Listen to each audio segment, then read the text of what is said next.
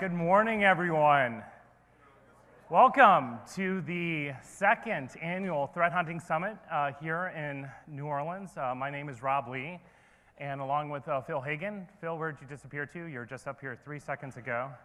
Phil, come on up. I just want everyone to recognize you. Just to introduce both of us real quick. Phil and I are your masters of ceremony, if you will, for the next 2 days. I'm not going to do a formal introduction right now, but I just want everyone to see your face. There's like, Rob has more hair suddenly and skinnier.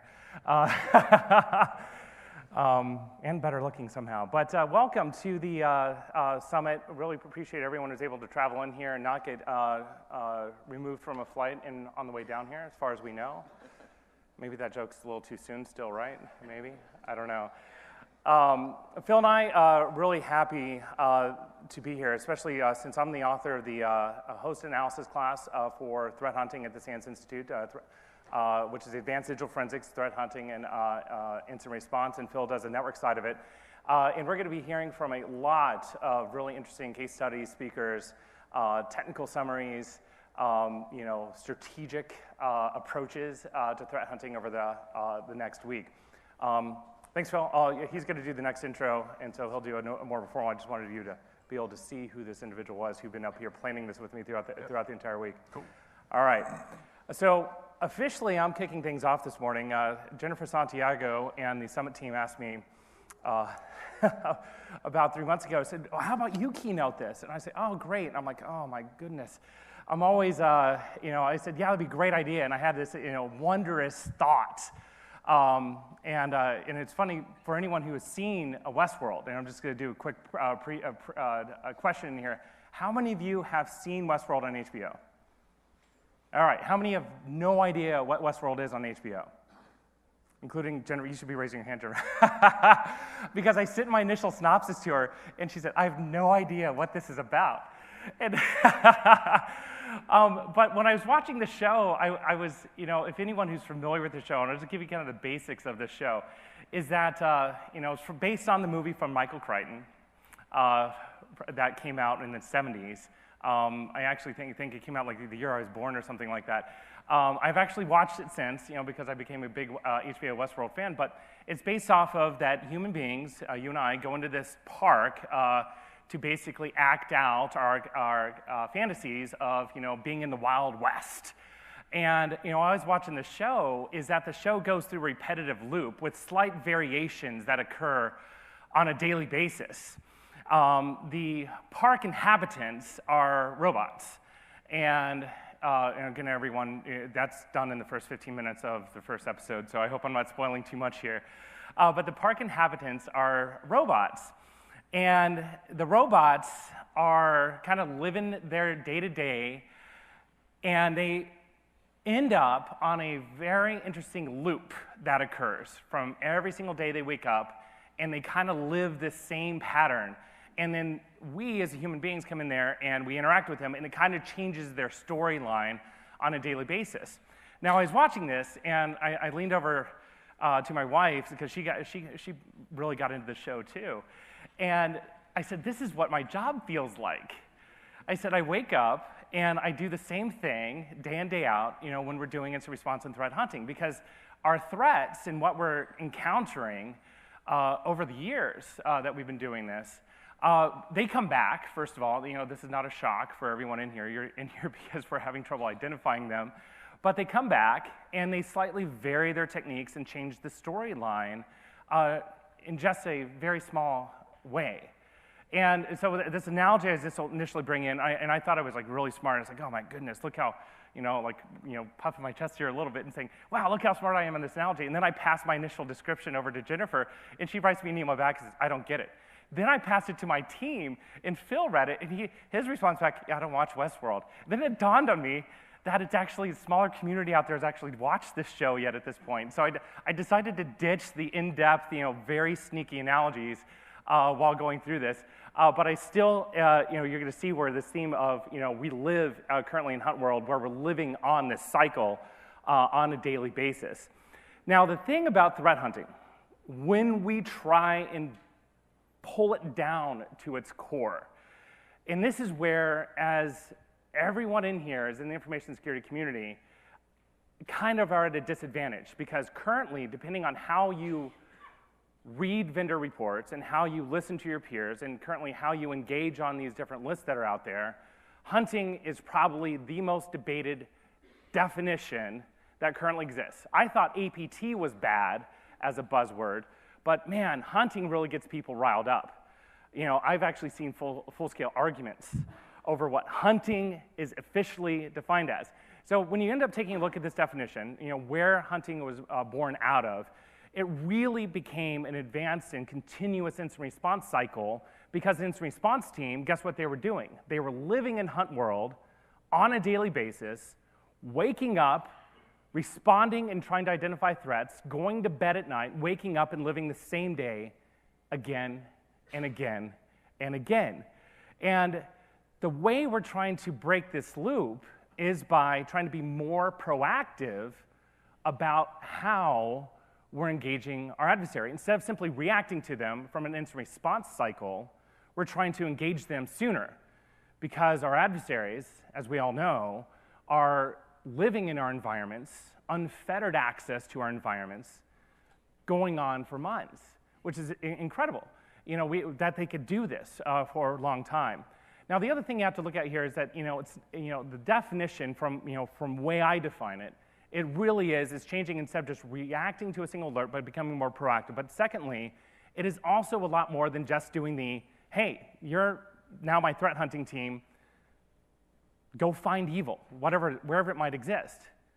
Because when you end up trying to define it like that, what really has changed over the past 20 years? So it leads us into the maze. And everyone who's in here, Westworld fan, is like, ooh, I understand where he's going with this. And everyone else is like, I have no idea what you're talking about right now. And this is the only analogy I still have left in here, because I need to go back 20 years. And just like in Westworld, a major incident happened 20 years ago. And that incident was precipitated by another incident. And this is where you almost need to take a step back in history here and understand what we've been doing on a daily basis is nothing new. We've actually been doing hunting activities since the late 90s. So there's an incident that many of you may have never heard of or heard the term in the past, but how many people have ever heard of the Operation Solar Sunrise? All right, so just keep your hands up over here. So look at the entire room in here, like, all right. By the way, there's an amazingly bad YouTube video if you Google Solar Sunrise that literally was, you know, it's horrible. It basically discusses what Solar Sunrise is. But the reason I bring this up is Solar Sunrise was followed by another incident. Now, Solar Sunrise was a bunch of teenage hackers led by an Israeli that compromised a couple Pentagon servers, and everyone, you know, went nutso over what this ended up being. Around this time, if those in DoD cyber warfare history, there was another not true incident, but something else occurred, is a exercise that was named Eligible Receiver that basically showed how vulnerable military computer networks were to internet-based attack. That followed Solar Sunrise. The sun rises and it sets, and we have in the sky the moon, Moonlight Maze. Was followed by an incident called Moonlight Maze. Now, when I was initially starting out as a junior officer, and this is, again, just a quick case study on this, I was a junior officer, first lieutenant, leaving my first operational assignment at the 609th Information Warfare Squadron, which is out of South Carolina, Shaw Air Force Base. And I was brought up, and I was working with Henry Van Gotham. He looks exactly the way he did back in 1998 when I first met him. Everyone look at this man. You can tell right there, he's not aged a day. He's still wondering when he's going to start shaving. But I met Henry, and I met multiple others, C.J. Moses, Dan Russell, Chad Tilbury, and others that I worked with, and we are all engaging in the AFOSI around a time, you know, on an operation called Moonlight Maze. Now, Moonlight Maze, for anyone in here who has never heard of it, can be probably officially defined as the first nation-state detected attack that compromised sites across the United States. The year, 1998. In some state that it goes back, even back to 1996, I've not actually seen those details or where that comes from, but you know, we first started seeing things in 1998. Now, the AFOSI were engaging on the Russians, and the Russians were using a ICMP backdoor that was released in FRAC, if you go back that far, an ICMP tunneling. Anyone know what that tunnel was named as a trivia?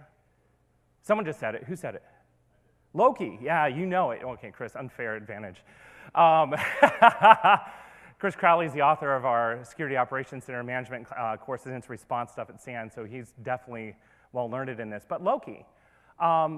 Anyone know what recently has come out in the news about Loki and the Russians' attack going way back to Moonlight Maze? It just not more than a week ago. Anyone hear about this? Kaspersky released a report, of course, right? And they found an active Loki tunnel. And they actually not only found that, they tied the Moonlight Maze intrusions because they actually found one of the servers in the UK that was actively using as a hop point, and it was still active. That server was still on. I don't know what the uptime was, but you could imagine. The server's still on, and they ended up collecting all of the data off of that server, Kaspersky did. And they did the analysis on the code samples from that system that was online for nearly 20 years now. And you can imagine like how long this stuff goes back. It's almost, the way Kaspersky described it, it was like unearthing a time capsule of malware.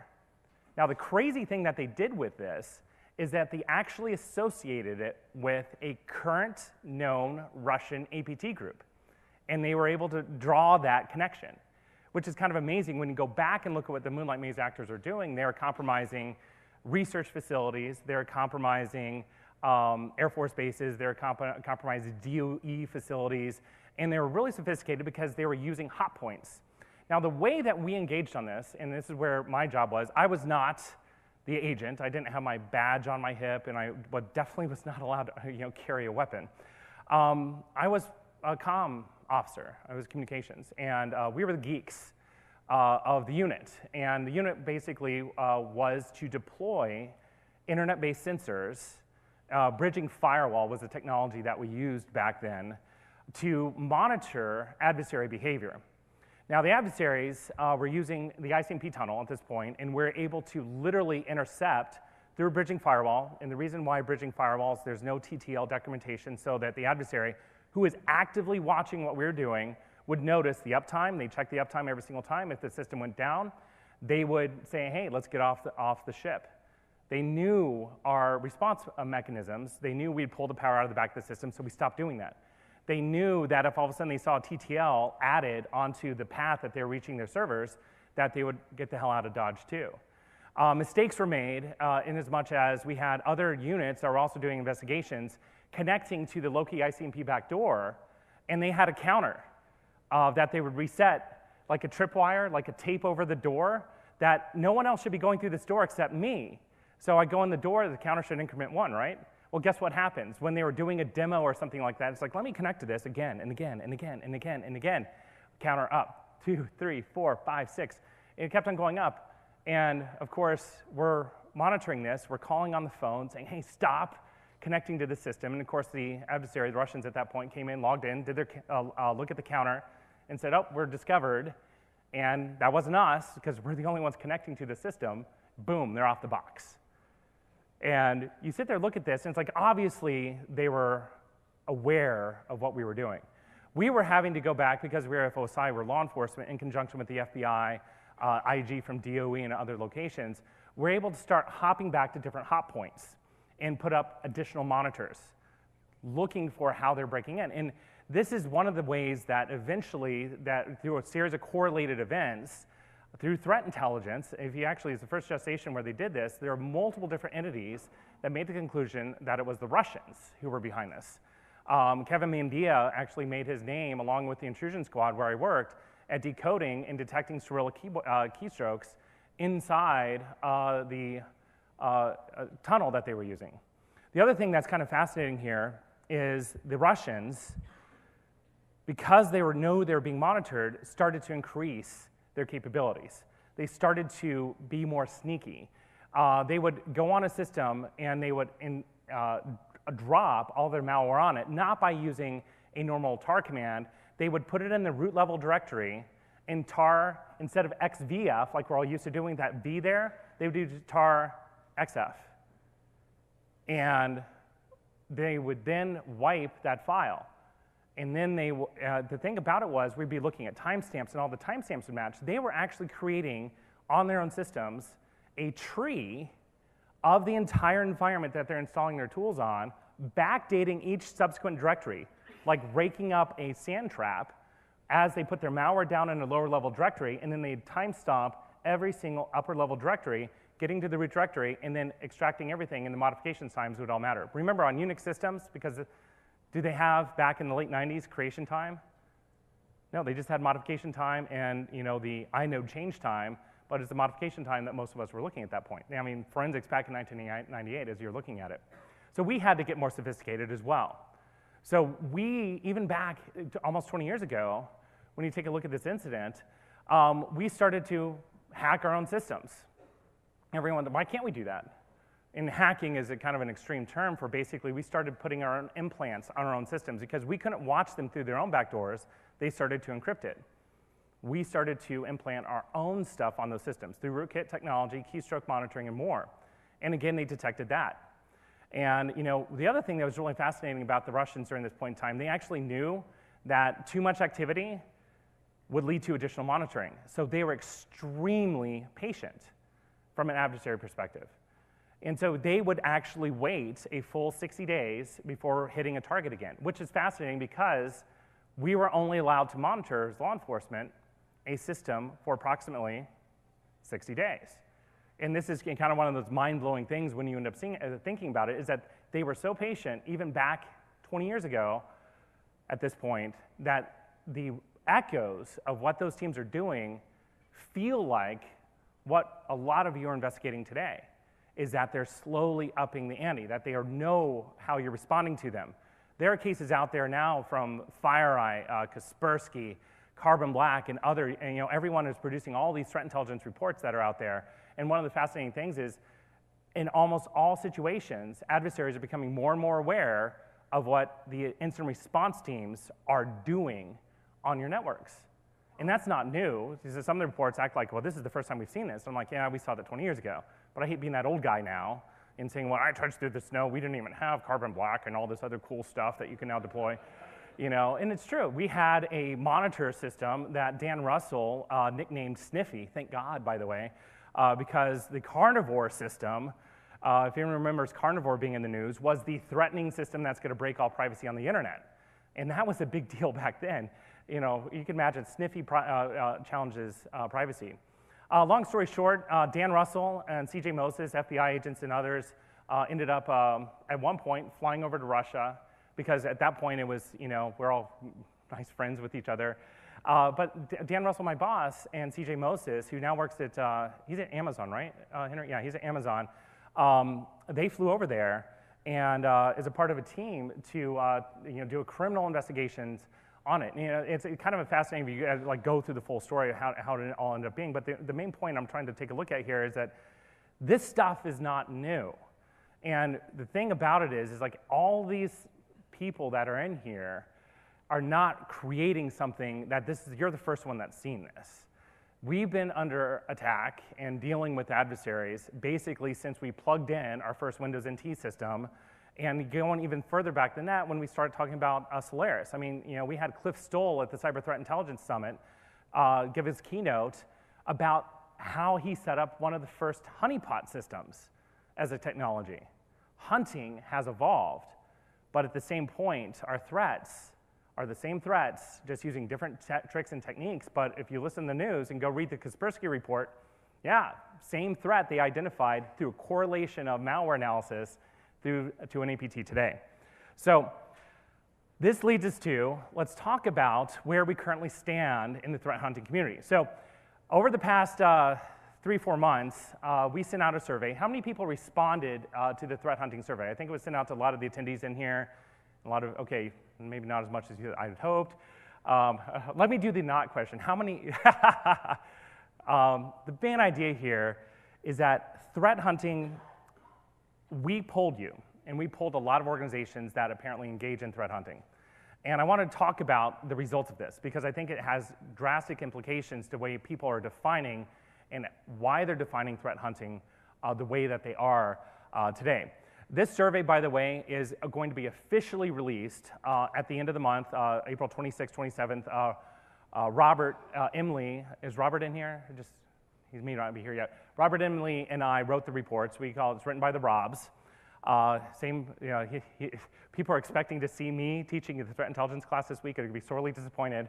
It's another Rob Lee that works at SANS, former cyber warfare officer in the Air Force and also Air Force Academy grad. You can see where this goes. But we decided to write this report together based on this. So one of the things that came out of this report directly when we started taking a look at it is most of the respondents, when we asked, what kicks off a hunt? Where do you start? And another way to form this question is, and this is where I was talking to the survey writers, and I said, we basically just asked them, hey, if you're in a dark alley in a big city and you're walking to your car, are you looking out for bad guys? And how are you doing that?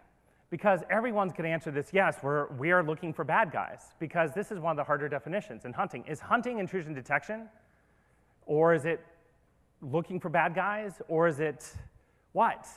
And the output of this survey here, when you end up taking a look at some of the answers here, it kind of gives this mentality that a lot of the respondents are taking a look at threat hunting and saying, well, it's kind of like intrusion detection, so we'll just answer yes to that question. Because I am proactively deploying signatures in my environment, so therefore I'm hunting, right? And I'm looking for these things. So taking a look at some of the data here is that majority of the hunting that is going on in most organizations right now, if you look at the survey output, are based on reactionary signatures, the old school technologies that have driven information security for the past 20 years. This is not exactly a bad thing. It's definitely needed, as we're going to talk about here in just a little bit. But when you end up taking a look at it from holistically for these indicators, that 86% basically say, hey, thrunting began, thrunting, I just did it. I just took the keyword away from someone else in here. So they were going to say to use the official word because they coined the term thrunting. Threat hunting is actually initiated by an IDS alert. That's where we start. We're doing IDS, and therefore we're hunting. Anomaly detection is the next one on the list. The majority of you are hunting by, hey, there's a weird thing on my network. That's okay. I'm not scolding you, but I'm basically trying to, in our report that we wrote, it basically shows that most organizations are not doing active hunting with threat intelligence as the basis. Only half responded that they're using threat intelligence. And this is the thing that I was like, when I saw this one. But those using threat intelligence are primarily using it from third-party sources, not self-created.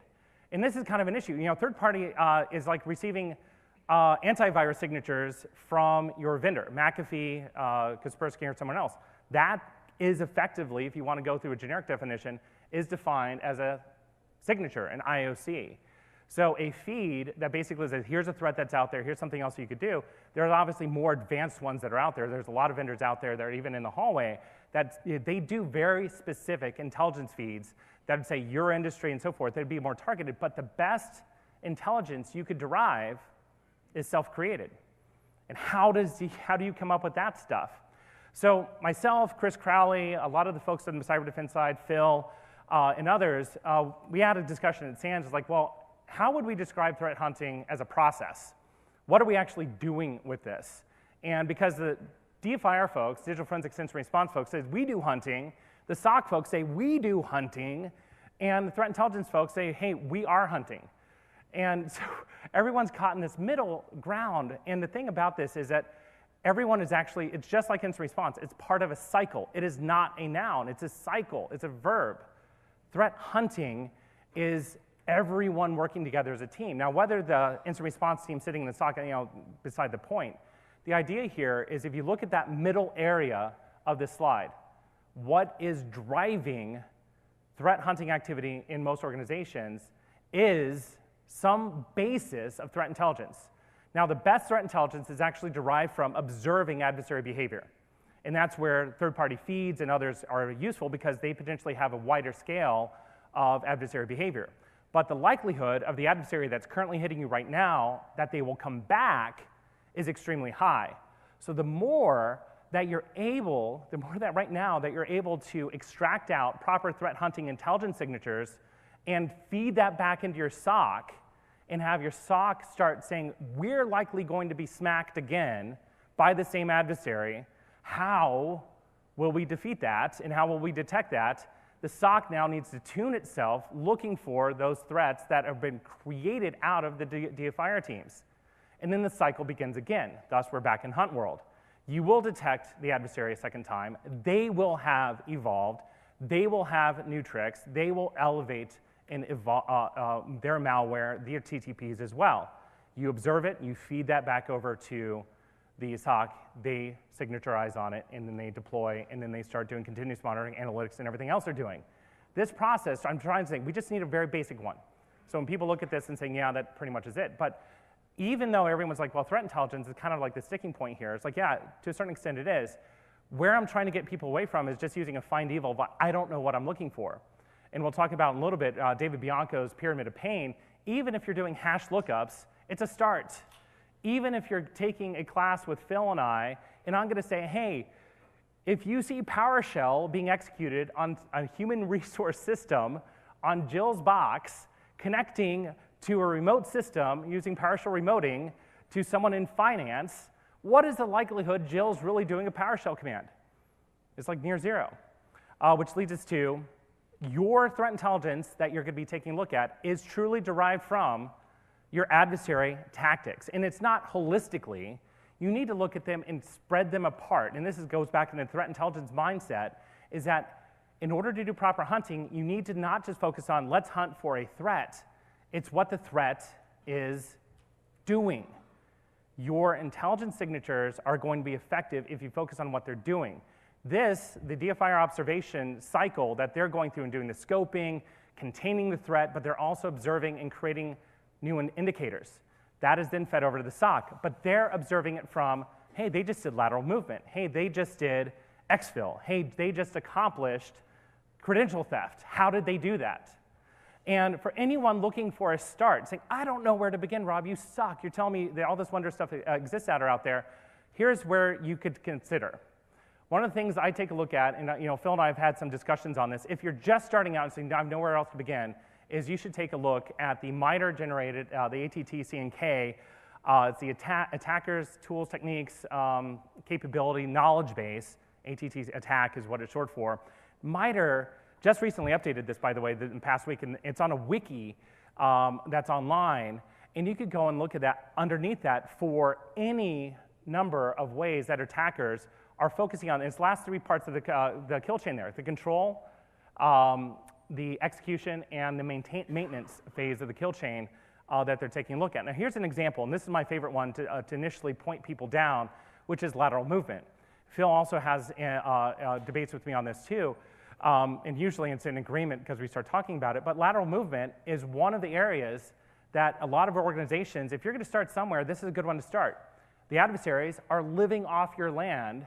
They're going to be moving from system to system using a finite number of techniques. It really is finite. They have to use Windows credentials. They have to use Windows lateral movement capabilities. Otherwise, unless they just happen to use the shadow brokers dump they used this past weekend, well, I guess then they'd be able to spike every system on your network and do 0 days against it. But more likely not, why risk it? They would go back in and just use the native credentials, the native techniques that individuals in your network right now are using for moving system to system. Lateral movement is a choke point, is you could head them off at the pass if you focus on lateral movement. Probably next one up the chain would be exfil detection. But the one you want to stay away from is, and what of course the executives love to hear, which is, hey, stop the malware, which is really hard to do. And Cylance and others are really trying to take a good stab at that, arguably, depending on who you talk to, John Strand and others. But the idea here is that malware is millions of iterations. Lateral movement is finite number of ways you could track that. So start there. And even if you don't have any other signatures of what the threats are doing, then look internally in your network using signatures that MITRE's produced. And you can produce your own based on what they're talking about here. The other thing that I point out is when we start talking about and trying to move away from this concept, is intrusion detection hunting? And kind of the slide is a misnomer here, is that intrusion detection can be augmented by hunting. Intrusion detection and all of our SOC capabilities that are currently there, they're not horrible. We're not saying that don't use them. It's that they are different than what hunting is that if you're feeding proper hunting, going back through the cycle, hunting is a verb, hunting is producing better signatures for your intrusion detection teams to use to be able to identify additional threats in your environment. Hunting augments that, and kind of the key point there is that it's still that threat intelligence piece, even at a basic level, saying I am looking for something stupid like an SMB connection over 445 from finance systems to HR. And it's like, why would those two systems doing network mounts to each other? Yeah, it's not going to happen. They are always, do that baselining of your network that you're going to be taking a look at. The other thing we take a look at in the survey, and this is actually the only second thing I decided to put up here. I wanted to focus on the initial one for a little bit of time, is that how many teams out there are dedicated to hunting at this point? And we're still small number, and I actually think this number is slightly inflated because they could say I'm a full-time hunter, but also an incident responder, and it depends on how you define it. But the other ones that are down there, that basically look at this, it doesn't add up to 100%, but you say how many of you are actually doing hunting? It's like, yeah, we do it ad hoc based, or we outsource it. We pull it from other staff. But when you end up taking a look at hunting, it's a very small percentage of you are actually dedicated to doing hunting in your environment. Now, this might change over the years, especially how hunting is changing the way technology is working and the operations working in your environment. What tools are you using? Now, the thing about the tools, and this is going to lead into a different debate that we'll be touching on in a few slides. The tools for a hunter, you just can't constantly saying, I'm going to do a single TCP dump analysis using Wireshark. That is not going to work. You need something such as what Phil's developed with the SoftElk in order to ingest, tons of data into the system to give you more horizon perspective of what's going on in your network. Tools increase efficiency and scalability across your environment. Tools increase scalability and efficiency across your environment. So that goes back to all the SIM analytics that's out there, log file analysis, detection, all these other things that are already there. They're fairly automated. They're going to help increase your efficiencies across the environment. And we'll come back to the automation here in just a second. But when you pad that with threat intelligence, they become even more accurate. Don't just rely on third-party vendor signatures to drive your operational tools. Do not just rely on third-party vendors, antivirus, anyone else. You need to start creating your own to be able to take a look for hunting in your environment. Now becomes the second debate. Beyond the definition debate that's out there, what is hunting, now becomes the is hunting automated debate. And this one is, kind of people get angry about this one too. It's like, no, it sounds like, tastes great, less filling argument that goes on. No, it's automated. No, it's not automated that goes on. My perspective is that automated hunting in its totality, where it's fire and forget missile, you just close your eyes and walk away, go home, wait for an alert to come back up to you, does not exist. Hunting is still human-driven, looking for human behavior, because it's way too easy for that human side to do this. Now, having said that, do you need tools to help automate your hunt? Yes. When we end up taking a look at that, take a look at the respondents here. How many are actually doing what they claim is full automated hunting, which could be defined, depending on how they read the question, hey, we have an intrusion detection system in SIM, and we plug signatures into it to look for things, therefore we are hunting, right? So they say we're fully automated at that point. And I kind of say, well, we're not really sure how they responded, but the other respondents, everyone else said, no, we're not automated or we're semi-automated. And semi-automated is likely where you're going to end up being here, which leads us to spending priorities. And everyone's like, well, this one was kind of an interesting one. They talk about automation, and then they start talking about where they're actually spending their money. Almost all the organizations out there are investing more money into technology and tools than they are into people, which I find a critical error. And which is funny because after this question, they come back and said that the most important thing is we need trained people. And here are the skills that they need to do this. The other thing you have to take a look at when you're talking about tools, tools still have to be driven by a skilled individual. How many of you in here would write a paper, 20 pages long, that you're going to turn in for a term paper, hit automated spell checker, which means you don't look at what it's correcting, and then you close and submit that paper to be graded. Chris Crowley, you would do that. I appreciate that. No one in their right mind would do that, but what do spell checkers now in here do? And by the way, I use Grammarly. I mean, talk about, that thing is amazing, right? How many people have, like, like your eyes are open to how many, if you use Grammarly, I highly recommend it. I cannot exist with a Grammarly right now. It catches so many of my, foibles and kryptonite words that I constantly get wrong in the way I'm doing passive voice and everywhere. But it still needs to inform me and says, hey, we could detect it, but you still need to react to it. You still need to be involved in this process. There's no such thing as a fully automated spell checker. So how can we claim that something as simple as spell checking cannot be fully automated? If you cannot fully automate spell checking, you cannot fully automate hunting, period. And that's one of the things that when we start taking a look at this is that tools augment people. So the first priority should be, and this is kind of the advice that we had in the paper, is that staffing and training needs to be higher prioritization for organizations that are looking at getting into hunting. The people will then create the tools and technologies needed. If you don't have a budget now for buying anything out there, I guarantee someone will do that learn PowerShell in a month of lunches book that I know a lot of you in here have read. Someone is going to say, fine, I'll do it. Or as Phil said, I'm going to create my own analytics platform because I can. And by the way, Phil's tool's free, for example, SoftElk. He'll give you the link later, or we'll send it out to you guys. But you got to say it with me, and I'm not going to force you to say it with me, but fully automated fire and forget threat hunting does not exist. And I know I'm not the only one who's going to be talking about it. I read the reports. I'm not trying to steal thunder away from them. They're going to have their own 40-minute discussion on some of these things in here. But you cannot fully automate it, period. I go back to my spell. If you cannot fully automate spell checking, which is something super simple, you cannot automate something as complex as detecting threats in your environment. All right. What skills are required for those staff that you're going to have? Now, the cool thing here, the survey respondents nailed it. If you're going to hire people, the first things you need to prioritize are not DFIR skills, like how to analyze systems, but if you look at the first column in there, the Tier 1 rankings, it's standard SOC skills, log analysis, analytics, baseline network activity, baseline threat analysis, understanding of baseline endpoint apps.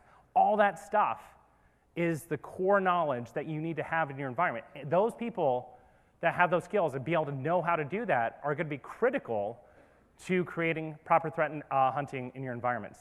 The second set of skills, your Tier 2 skills, which again, when you see them ranked, there's more than this, by the way, just all happen to be grouped into, and you can see the rankings there, your DFIR skills, memory analysis, network forensics, host forensics, and more. All this stuff nicely, both Tier 1, Tier 2. And that could have been overlapped, but this is literally the way the respondents came back in. I was like, this is kind of amazing, because it's exactly what I would say you got to focus in on if you're creating a hunting team, which goes back to, if you don't have a proper SOC, you can't suddenly just jump your way over to, let's do threat hunting. SOC is that Tier 1 skill you need to have. Threat intelligence, incident response, it kind of waterfalls down from there. The other thing that ended up being interesting here is endpoints. All the respondents in the survey stated that the best source of telemetry data for hunting actually originated from endpoints. But you end up taking a look at it, it's like, a really useful identification endpoint, log files, and more. But while endpoint data was rated high, it was not collected across the environment. And I actually think there's several causes to this. Number one is that endpoint data is less mature capability across the board for data collection at scale. There's not enough vendors out there that are in this space that allow you to pull this data independently. Or B, even the log files that are being forwarded back, you're not collecting enough of them, and you don't have enough being ingested. You're only taking care of the servers. You're not taking care of where the threats might actually hit inside your environment. So they know how valuable endpoint analysis is, but you may have networks covered, which, several years ago at a SOC summit, someone asked me the question, where should you begin when you're doing threat hunting? And I basically answered, start with network. Easier to find people that are trained, easier to find mature tools. On the second side of that fence, endpoint follows second. Endpoint, while as valuable, if not more valuable, as the survey respondents said, but the problem is there's not enough capability out there in using PowerShell scripts that you hack together to get something to work in the first place. So it's kind of frustrating to teams out there. It's like you know it's there, you want to reach out and grab it, but unfortunately, you have no capabilities. And that's really difficult, and it's very frustrating to a lot of SOCs that are out there trying to do this. The other thing that's in there, which was really surprising to me, is it kind of ranked where threat intelligence stood, how valuable is threat intelligence, and it ranked in the middle. And I was like, oh, and I kind of felt deflated when I saw this, and it basically told me that most organizations are doing more generic hunts, which is like, I'm just looking for random stuff. I got a list from a third-party vendor, but they're not using targeted hunts in the environments looking for bad guys. So you end up, it's like I'm trying to base a lot of the discussion that's going to happen over the next couple of days based on some of this data that's out there. You take a look at this, and it's like, look at this. I mean, well, look at this, look at this. Threat intelligence should be higher on the priority list, but a lot of organizations barely are able to create a really well-functioning SOC, much less let's get into the threat intelligence pool, much less let's dive into the threat hunting pool. And one literally waterfalls in the other. But at a basic SOC level, could you have people looking up generic signatures? Yes. And again, going back to what we call the pyramid of pain that we'll cover in the next slide, the thing about it is that even at a generic basis, SOCs that are out there engaging in threat hunting, yeah, you can find things at a very basic signature level, but you're going to be more effective at targeted hunts and reducing dwell time across your entire enterprise the more you're able to ingest and culture your own threat intelligence, not just rely on third-party sources for that.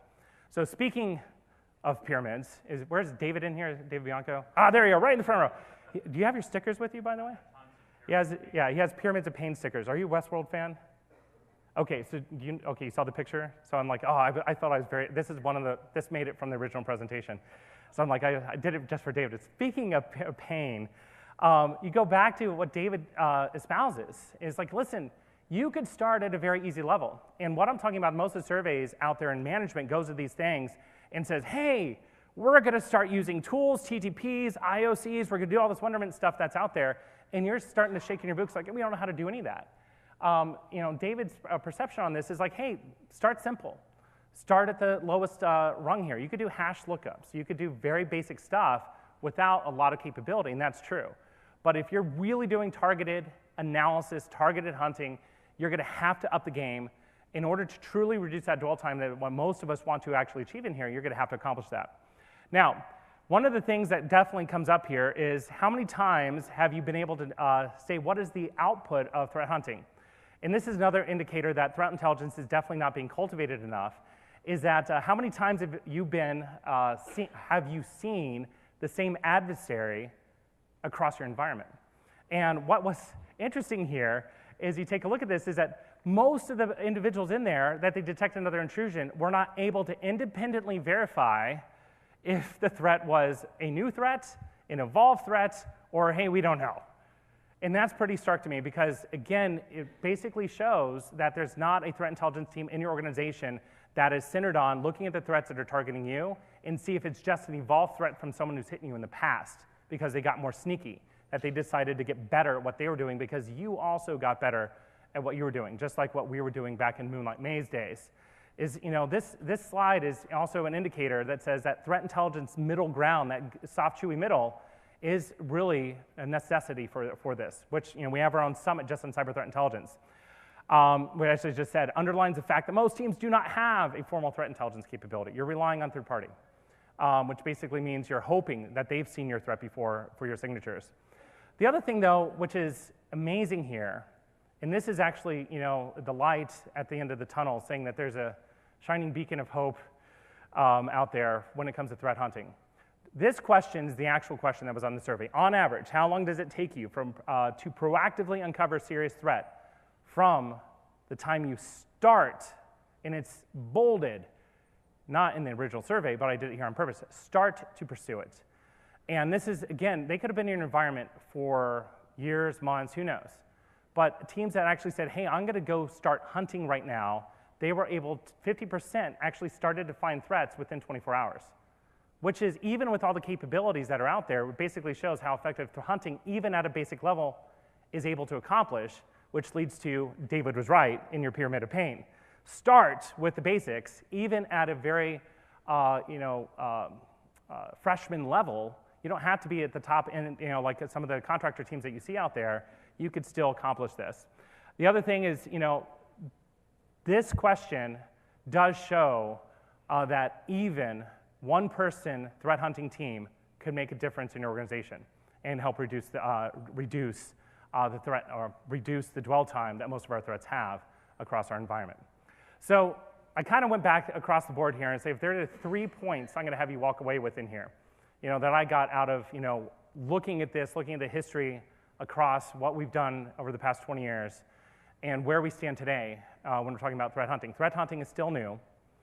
Number one is that you need to really take a hard look. Before you say we're doing hunting, you need to first ask the question, what are we doing for threat intelligence? The two should potentially be working hand in hand. How are you cultivating it? How are you creating your own?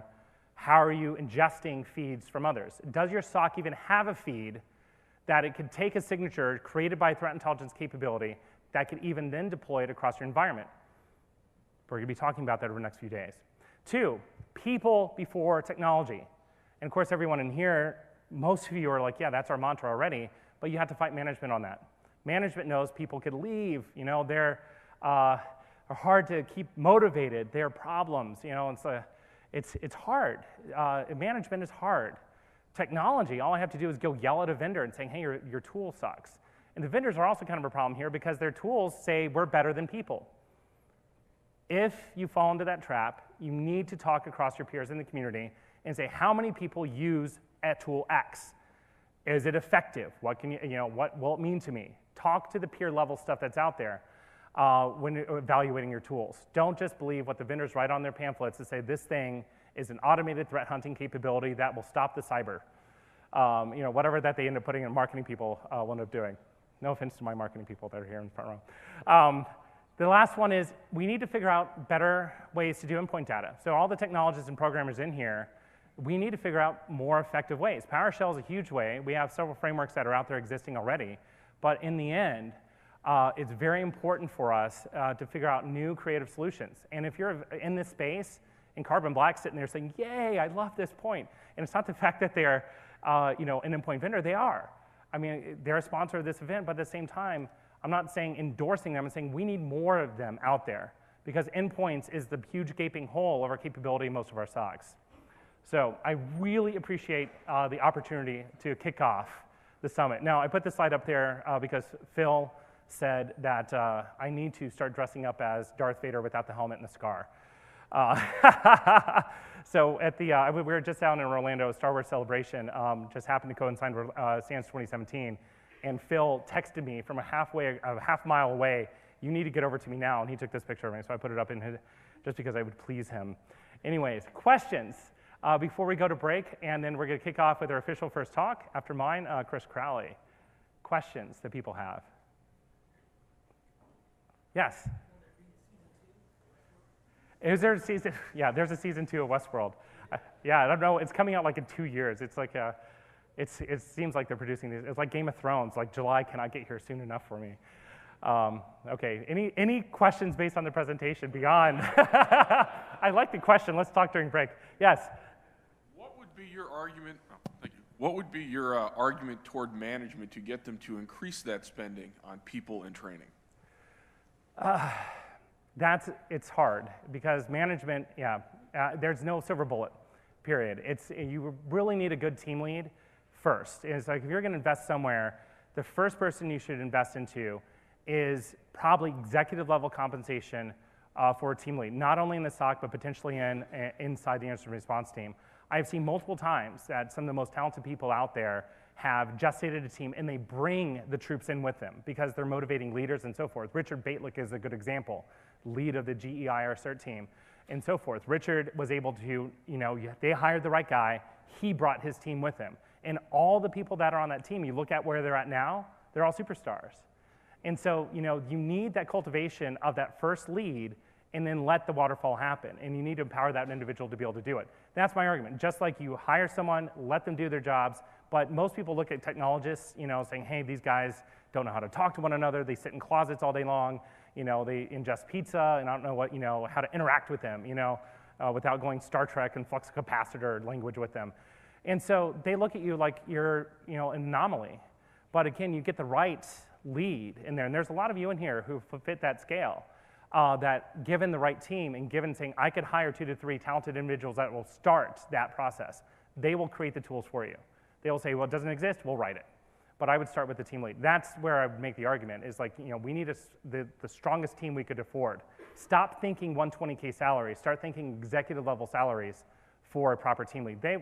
By the way, if you're in an organization and everyone in Mandiant and all the other FireEye, CrowdStrike consultants do earmuffs real quick, if you are wanting to get the right person, what you end up doing is taking these individuals that are flying around the world right now and not seeing their kids, not seeing their families, or working like mad people, sit there and saying, would you like to work from home, responding to threats and running a team? And we'll pay you just as much. And they're like, yes, I would. And a lot of these individuals, well, eventually they got all these skills at these contractor firms, and they'll be more than happy to sit under the umbrella of a permanent position at a Staples or a Bank of America, anywhere out there, just because they don't have to get on a plane every other week, or actually every other weekend, let's just be honest, because incidents occur on Fridays. Other questions? Yes?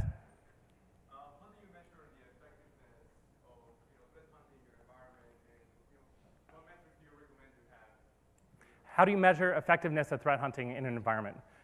Oh, geez. It's hard to, because it's basically saying, how do you measure the effectiveness of cold prevention?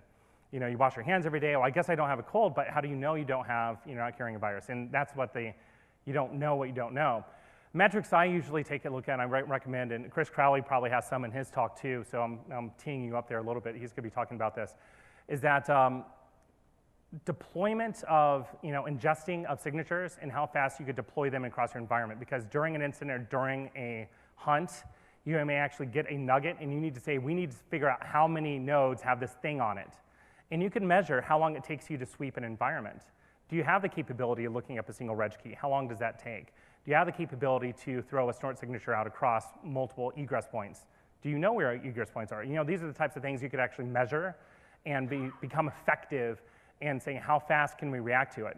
And so because that, you could measure this, how fast you can incorporate that cycle. So if you're very lethargic and the cycle is a slow process, it takes weeks to do a single sweep for one registry key, that's probably, we need to improve that. So, just like anyone else in here does training for triathlons or anything else, is you measure yourself on how fast did it take me to do 10K? Well, in 2 months, how fast did it take me to do 10K? You should be able to improve the more you train. All right. Other questions? Last question, then we have to go to break.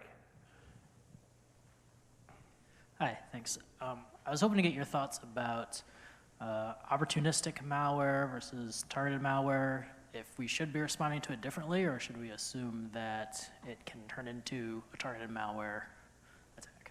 Well, how do you, targeted malware versus opportunistic malware, you're defining that as like, just a random email that comes in versus someone who's actually targeting it with, okay, all right. That's a hard question because initially you may not know, and that's where you end up, you find that out as you're doing the investigation in the first place, that this is actually targeted attack versus something random that happened to us. And that actually will then be the gestation and driving of what you know about that current threat actor, and then you learn as you go. Then you'll be able to predictively do it in the future. Initially, you may not know, hey, is this just a random person that just got spiked with a silly email from Nigeria or Russia, or I get a lot of ones with USA on it, and it's like, hey, click on this link.